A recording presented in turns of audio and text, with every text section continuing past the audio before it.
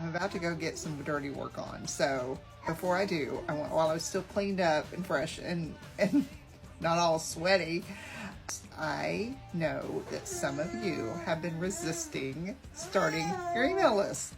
If I'm talking to you, then stay put.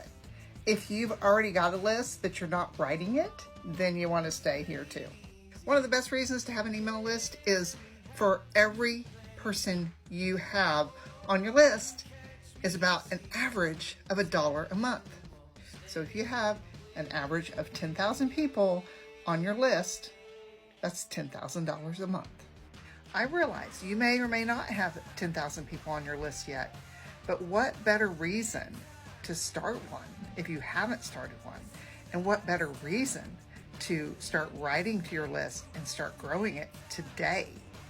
Tuesday, I've got a workshop that you're not going to want to miss. It's Email Marketing Simplified Workshop, where we're going to get you started. We're going to make sure you are in compliance, no rules broken here, and you're going to get the #1 email that is guaranteed to get you the highest email open rate that you'll ever have.